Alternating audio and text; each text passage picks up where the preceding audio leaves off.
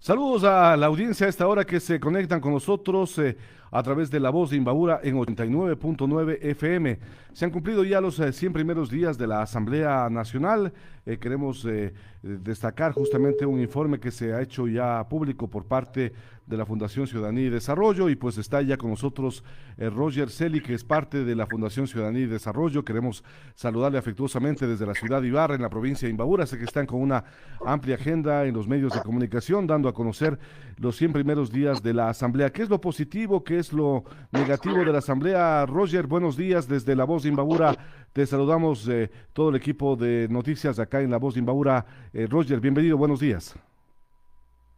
Muy buenos días, ¿cómo están? Como siempre, pues un gusto estar en este espacio. Hablemos Gracias por acerca la de lo invitación. positivo de la Asamblea en estos 100 primeros días, las leyes que se han aprobado, las actividades que han desarrollado los asambleístas en el Pleno y en las diferentes comisiones. Bueno, en este caso, lo que nosotros sostenemos como principal preocupación es que esta Asamblea Nacional ha debilitado la deliberación democrática en varios de los temas que han sido sensibles para el país.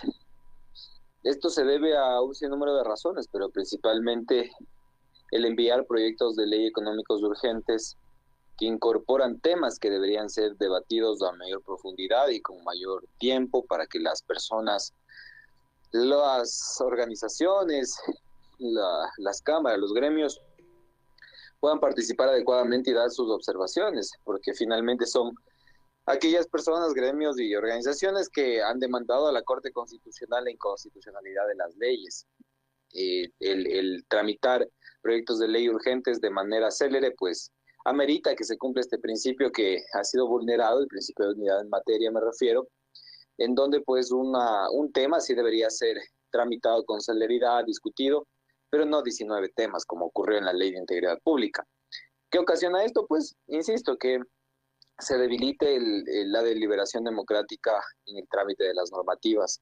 Si a eso le sumamos ciertas vulneraciones que hemos observado del procedimiento parlamentario de las leyes, pues nos dan un resultado tal vez no tan positivo en cuanto a calidad en el trámite legislativo. Tal vez la cantidad, digamos, de la urgencia y el resultado que puede tener el gobierno nacional en relación a las normativas que aprueba podría ser visto como positivo, pero también las formas importan y las formas ahora dan evidencia de que si no se tramitan de manera adecuada y democrática, tienen los resultados que estamos viviendo actualmente.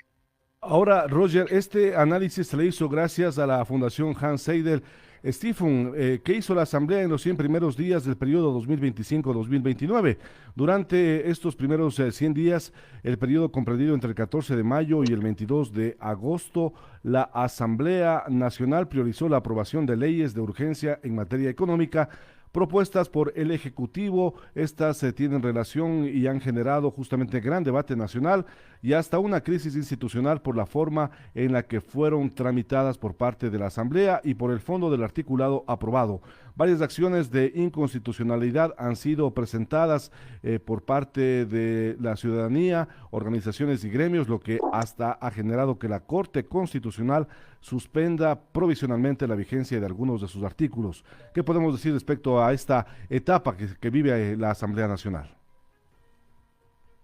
Bueno, son 100 días, en realidad nosotros sostenemos también que no son resultados concluyentes porque es una mera aproximación a la que podría ser esta legislatura. Pensamos en que los temas se pueden corregir. El envío regular por la vía ordinaria de los proyectos de ley creo que sería el próximo paso importante que debe dar esta administración, en donde si se van a se van a topar, perdón, temas profundos que modifican el diseño institucional del país, que modifican las reglas del juego electoral, que modifican incluso cómo funciona el Estado. Yo creo que esas normativas ameritan, perdón, un debate mucho más profundo. Un debate sobre todo que cuente con la participación de distintos sectores de la sociedad. ¿Qué ocasiona esto, Camilo, y a quienes nos escuchan? Es que posiblemente estas normas tengan más respaldo y que no se genere un conflicto jurídico, social y político en torno a decisiones que no fueron bien debatidas, consensuadas en democracia. Si bien es cierto, hemos elegido una administración, un gobierno que intentamos que haga las cosas bien, pero eso no implica que la ciudadanía, que otros sectores políticos y sociales puedan participar en la toma de decisiones. Si es que pensamos en que el único tomador de decisión finalmente es el presidente de la República y su gobierno, pues creo que ahí no estamos hablando de una democracia tal cual la conocemos. Estamos hablando de otro tipo de conformación política, jurídica y de régimen en el país. Y creo que creo yo, sinceramente, que a esto no apunta este gobierno nacional. Sí apunta a tener soluciones breves, tempranas para los principales problemas, y eso se debe respaldar. Pero insisto, el principio que más se debe resguardar más allá de los políticos en este país es el principio democrático, que podamos conversar, que tengamos el tiempo suficiente para debatir sobre lo que está pasando en el país. Y si es que eso no se hace, seguiremos viviendo este clima social y político en el cual estamos confrontados. Y esta división en dos clases de ciudadanos yo creo que debería ir superándose en el sentido de que no hay buenos o malos en la película, sino que hay distintos sectores con distintos intereses. Y creo que la unión de los ecuatorianos con distintas ideologías e intereses debe ser la misma, en contra del crimen organizado, a favor del desarrollo económico, social y político del país. Roger, ¿a qué temas se refieren las nuevas leyes, sobre todo urgentes en materia económica? Porque esto, el Vox Populi, el pueblo, la ciudadanía de a pie no conoce la Ley Orgánica de Integridad Pública. ¿A qué se refiere? Son 29 demandas de inconstitucionalidad que tiene actualmente esta Ley Orgánica de Integridad Pública, igual a Ley Orgánica para el Fortalecimiento de las Áreas Protegidas, que tiene 4 demandas de inconstitucionalidad, y la Ley Orgánica de Solidaridad Nacional. ¿A qué se refieren estas leyes? Un poco ampliando tu experiencia legislativa, para que la gente un poco conozca un poco más de cerca el trabajo y la importancia de estas leyes. Bueno, en este caso, pues esta administración ha mostrado que son leyes necesarias para el país, en primer lugar, y sumando a esta la ley de inteligencia, por ejemplo, y la quinta, la ley de transparencia social. Y al respecto de la ley de integridad pública, por ejemplo, es lo que mencionaba al inicio, 19 temas incorporados en una ley urgente que tiene que ver con economía y finanzas públicas, pero que termina incluyendo incluso temas de lo penal en cuanto a niñez y adolescencia. Termina incluyendo temas que tienen que ver con evaluación de los servidores públicos. Una ley que dio paso, por ejemplo, al despido de 5.000 o más servidores públicos en este país. Una ley que busca mejorar los niveles de corrupción, es decir, que haya menos corrupción en la contratación pública, que sí tiene aspectos positivos, por supuesto, como la contratación pública abierta, pero que también nos deja ciertas preocupaciones al respecto de cómo va a funcionar la contratación pública en otros sectores. Normativas de integridad pública que buscan generar una mejor administración pública, alejada de la corrupción, pero que el problema es ese, ¿cómo incorporamos un tema penal de niñez y adolescencia frente a un tema de contratación pública? Esa es, digamos, el gran sinsabor que nos deja este gobierno nacional. Luego tenemos la ley de solidaridad nacional, la cual crea de alguna manera un aparato judicial dentro del propio Ejecutivo, en donde con la justificación de que este país necesita herramientas más fuertes para lograr combatir el crimen organizado, pero que genera una herramienta también a la vez peligrosa en materia de derechos humanos. Si hoy estamos hablando, Camilo, en tu programa y somos considerados como un riesgo a la seguridad nacional, posiblemente podamos ser intervenidos, solo con un criterio del propio Ejecutivo. Y luego tenemos la ley de inteligencia, normativa que es incluso más preocupante que las anteriores, la cual ha sido demandada también y que ciertas disposiciones han suspendido, entre ellas, por ejemplo, que tu teléfono celular, Camilo, y de quienes nos escuchan pueda ser intervenido sin una orden judicial en el caso de que seamos considerados una amenaza a la seguridad del Estado. Tienes la ley de transparencia social, por ejemplo, también, la cual se aprobó hace un par de días y que hace reformas a la seguridad social, cuando esto nunca fue debatido. Una ley que busca generar mayor transparencia en las organizaciones de la sociedad civil, con toda razón, pero que también ha incorporado unas causales de disolución que podrían ser preocupantes para la sociedad civil organizada, considerando lo que ya pasó con el decreto 16 en el gobierno de Rafael Correa. Entonces son normativas, son temáticas bastante sensibles y profundas, Camilo, y que nos escuchan, y que necesitan ser suficientemente debatidas. En este caso, el país no ha tenido la oportunidad de debatir a profundidad estas normas, y en este caso pues entrarán en vigencia y posiblemente muchas disposiciones que no están acorde a la Constitución vayan a ser eliminadas finalmente por parte de esta Corte Constitucional.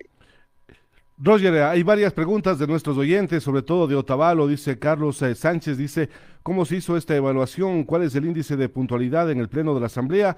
¿Y qué se puede esperar del nuevo periodo y la agenda parlamentaria con el presidente Niels Holsten? ¿Cómo ha sido la dirigencia desde la presidencia de la Asamblea a los asambleístas y la votación? Porque la votación también a veces ha estado fragmentada para determinadas leyes y para determinados proyectos. Ok, a ver, al respecto de la puntualidad, apenas una sesión ha sido iniciada con puntualidad en esta legislatura. El promedio de retraso del inicio de las sesiones es de 26 minutos. Bueno, pero es de alguna manera positivo, sin que lo sea totalmente también. Y es que se diferencia mucho a anteriores periodos legislativos, en donde las sesiones y el promedio de puntualidad era de un retraso de más de una hora. Creo que sí se ha hecho un esfuerzo en esta legislatura, pero no termina, digamos, de mostrarse como la más responsable.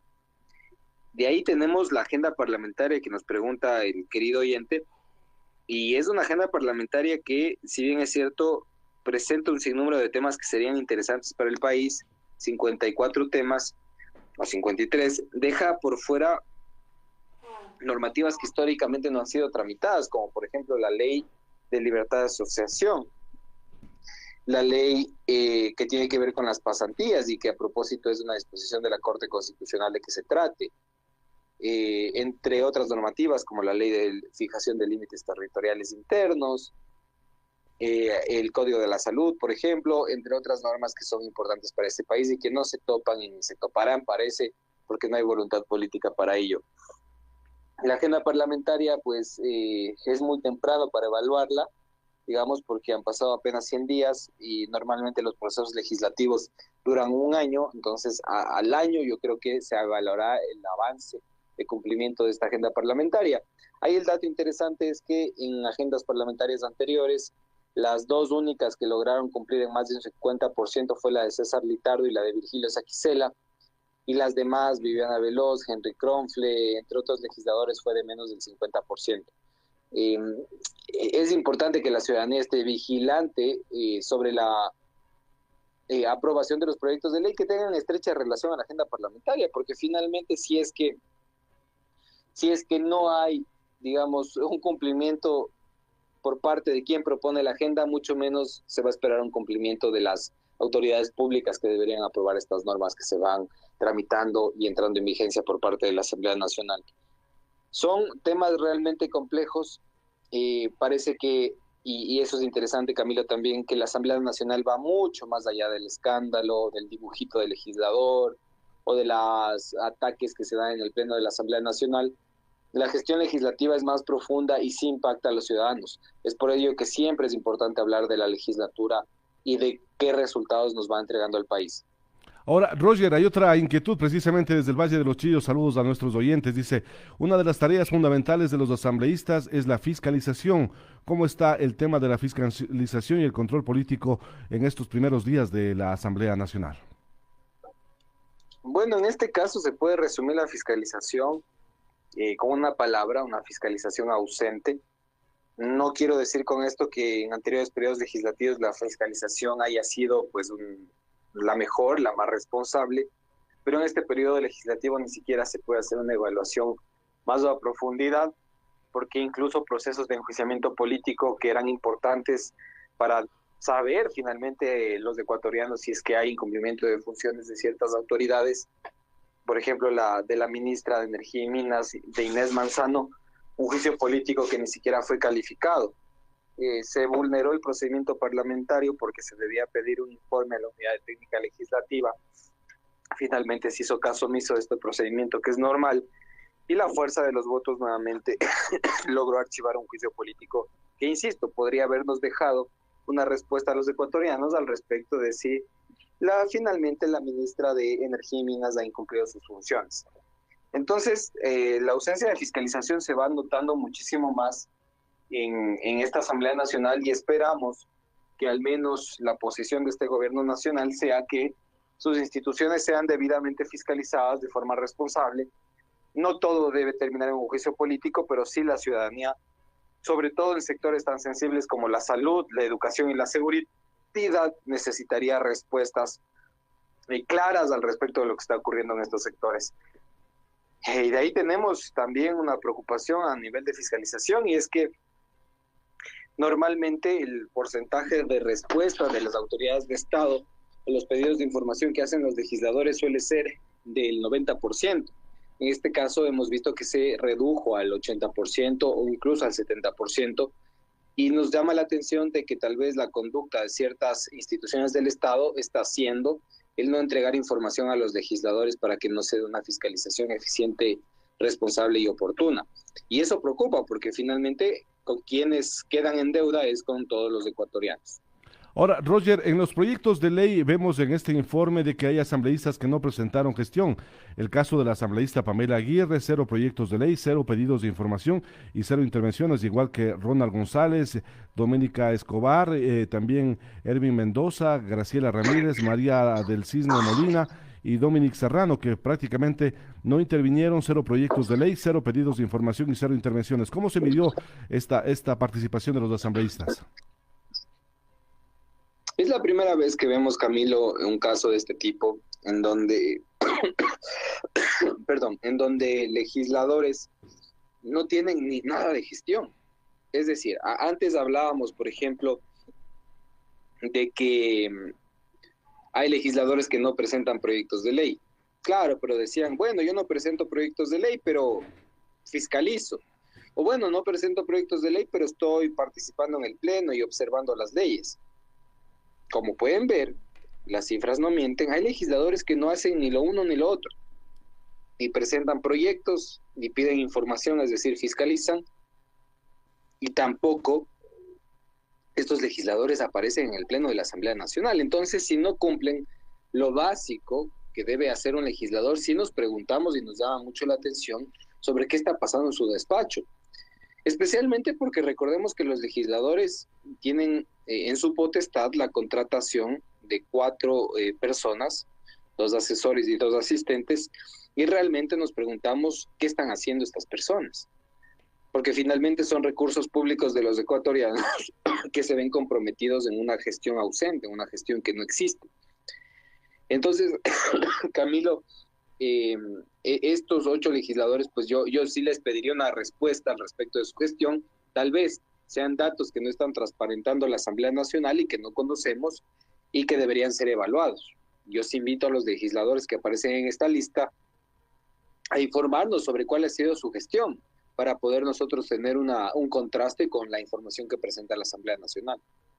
Ahora también, Roger, dentro de los temas importantes hay un caso de violación. Santiago Díaz fue acusado por violación, nepotismo en la Asamblea. Tras identificar alrededor de 40 casos de nepotismo en la Asamblea Nacional, se desvinculó a todos los funcionarios involucrados. Esto no es de ahora, esto es de hace algún tiempo y como tú dices, el pueblo, la ciudadanía está contribuyendo. Justamente se habla en una de las preguntas de la consulta popular que piensa enviar el presidente Daniel Noboa. Se habla de la reducción del número de asambleístas. ¿Qué conveniente es esta propuesta?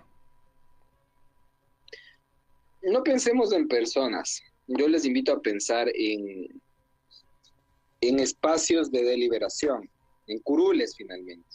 Lo que se va a reducir finalmente no es el número de personas, sino el número de posibilidades de representación. ¿Saben por qué les digo esto? Porque es clarísima cuál es la intención de este gobierno nacional. Va a eliminar posiblemente el financiamiento estatal a los partidos políticos. Se ha cambiado el método de asignación de escaños a uno que favorece a los partidos más grandes. Y se va a reducir el número de posibilidades de participación política.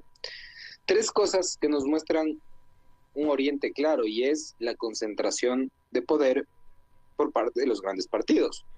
¿Qué es lo que va a pasar? Que la Asamblea Nacional finalmente va a tener uno o dos partidos grandes y la imposibilidad de que otras representaciones de la diversidad que tiene el país puedan estar en la Asamblea Nacional.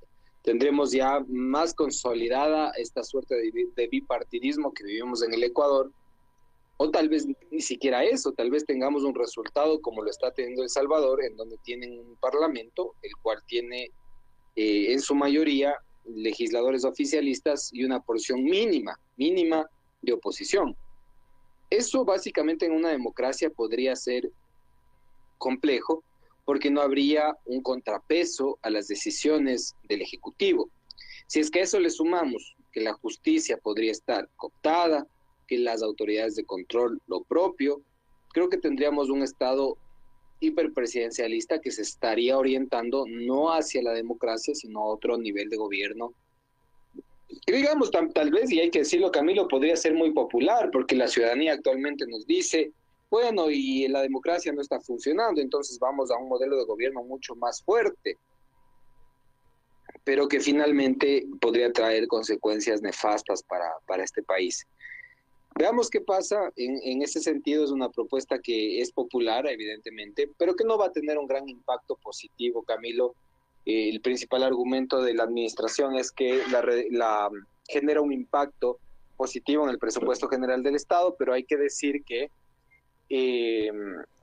la Asamblea Nacional recibe menos del 1% del presupuesto total, entonces una disminución en ese sentido no va a tener un impacto significativo en el presupuesto.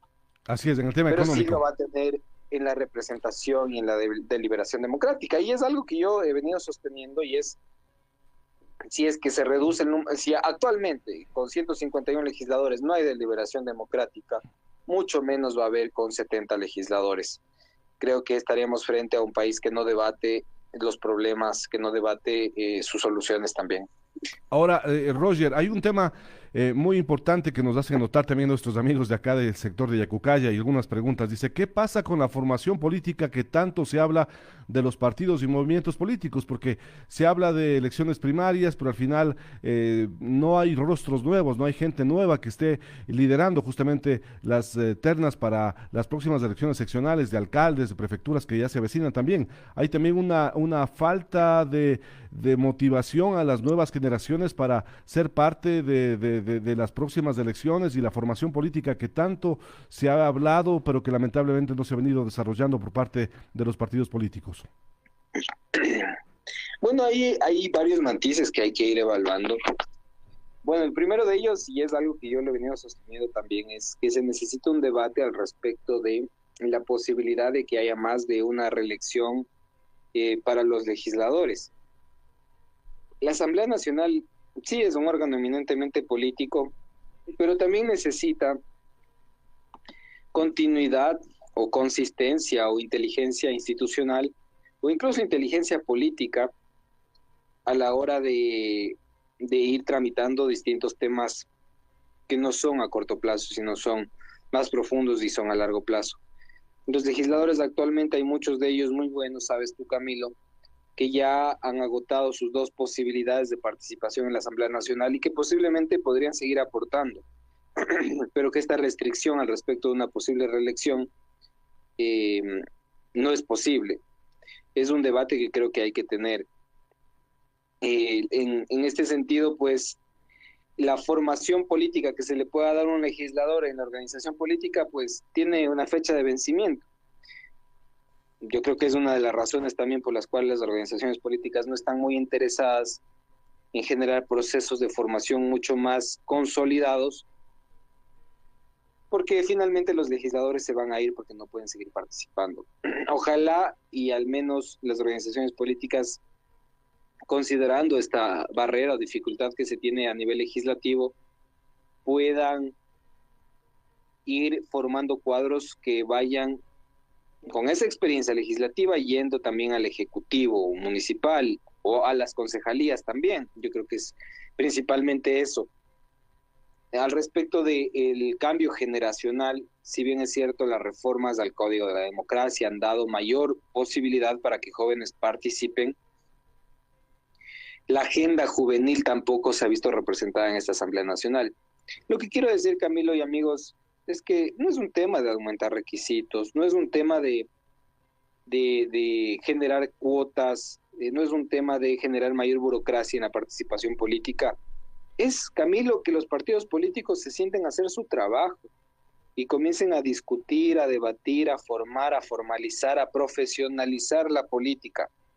Creo que si eso pasa, podemos tener el diseño que querramos en el país, bicameral, unicameral, más o menos legisladores, que ahí sí va a funcionar. Pero si es que no nos preocupamos por mejorar esas instituciones de procesos sociales llamados partidos políticos, creo que ahí sí estamos fallando como ciudadanía y como país a la hora de pensar en la política.